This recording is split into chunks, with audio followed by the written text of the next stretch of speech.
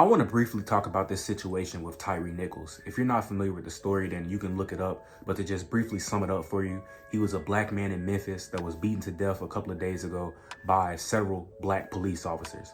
And so as I saw this news coverage in the diner hall, what surprised me was not the fact that he was beaten by several black men, because black on black crime is a huge issue in the black community.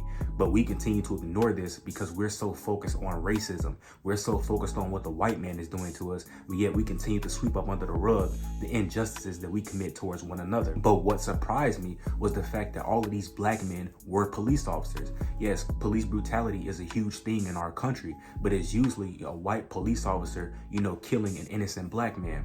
But to see a bunch of black men in a position of power and authority abuse their power and authority to take the life of another black man was insane, and it really caught me off guard. This is one of many reasons why I don't support the Black Lives Matter movement. As a black man, I do believe that my life matters, but I am not convinced that my life matters to my black peers. It's not about what you say, but it's about what you do. We kill each other in the streets each and every day. And so how can someone else on the outside looking in look at our community and look at our actions and the way that we treat one another and get the impression that our lives matter to each other? I don't see how that works. And yes, I am very much aware of the fact that people of other races and ethnic backgrounds mistreat one another and kill each other as well, maybe even more than black people.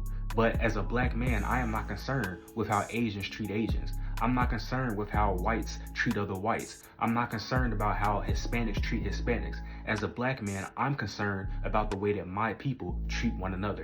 And as another person of color, you should be concerned about that as well. We need to wake up to the way that we treat one another, take accountability, and just do a better job, with the way that we treat our black peers, because stuff like this is just a clear indication that our lives don't really matter to us, and so we need to do a better, if we're gonna preach that message, then we need to do a better job of showing it with our actions. And that's all I gotta say about it.